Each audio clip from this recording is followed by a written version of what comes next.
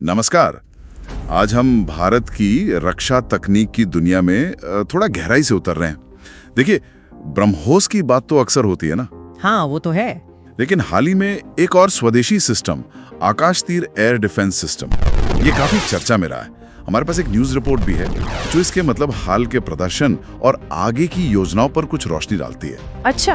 तो आज हम समझने की कोशिश करेंगे कि ये सिस्टम इतना अहम क्यों है, खासकर वो ऑपरेशन सिंदूर के संदर्भ में, और ये भारत की जो डिफेंस स्ट्रैटेजी है उसके लिए क्या मायने रखता है। बिल्कुल।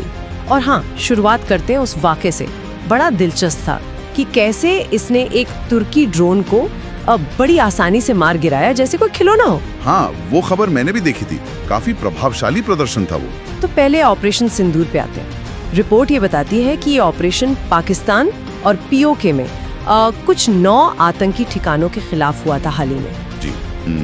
और इस दौरान आकाश तीर ने दुश्मन के जो हवाई हमले थे उनको नाकाम करने में मतलब काफी अहम भूमिका निभाई। और खास तौर पे वो जो तुर्की ड्रोन को गिराया, उसने तो इसकी काबिलियत एकदम सामने रख दी। हाँ, और देखिए, ये समझना जरूरी है कि आकाश तीर सिर्फ एक मिसाइल लॉन्चर नहीं है जैसा कई लोग सोच सकते हैं। अच्छा। ये असल में एक पूरा ऑटोमेटेड और मोबाइल, मतलब कहीं भी ले जा सकने वाला एयर डिफेंस कंट्रोल और रिपोर्टिंग सिस्टम है।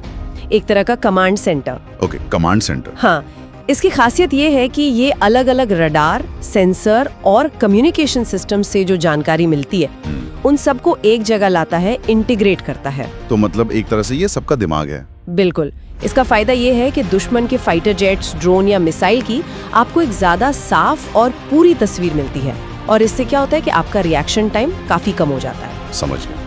तो तेजी से और सही निशाना। हाँ, तेजी से और सही। और ये खास तौर पर युद्ध क्षेत्र की जो मुश्किल परिस्थितियां होती हैं उनके लिए ही इसको डिजाइन किया गया है। तो ऑपरेशन सिंदूर में इसकी सफलता वाकई प्रभावशाली है। और जैसा आपने कहा, डीआरडीओ प्रमुख समीर वी कामत भी इसके प्रदर्शन से काफी आश्वस्त दिखे। उन्होंने ये भी कहा कि दूसरे देश यकीनन इसमें दिलचस्पी लेंगे। बिल्कुल, उनका विश्वास तो है इस सिस्टम पर।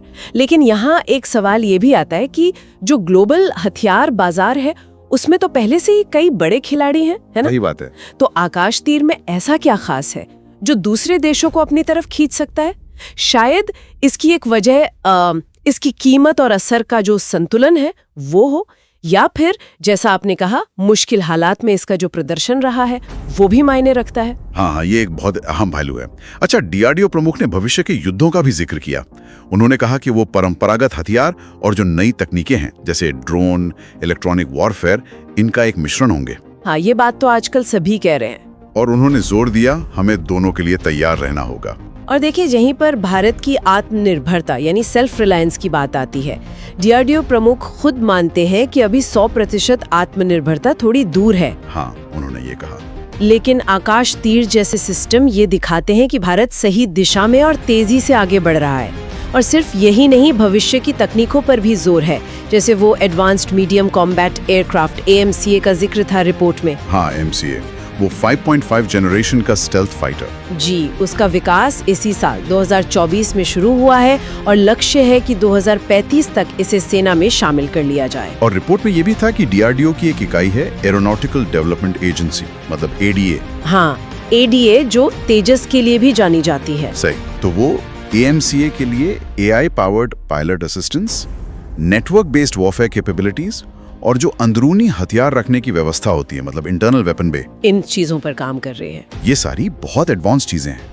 लेकिन एक दिलचस्प बात यह भी है कि जहां एक तरफ AI और स्टेल्थ जैसी अत्याधुनिक तकनीकों पर इतना जोर है, हाँ, वहीं डीआरडीओ प्रमुख ने यह भी साफ किया कि निकट भविष्य में, मतलब आने वाले कुछ सालों में, रोबोट सैनिकों के युद्ध क्षेत्र में उतरने की संभावना नहीं है। अच्छा, तो मतलब हॉलीवुड जैसा अभी नहीं? हाँ, अभी नहीं।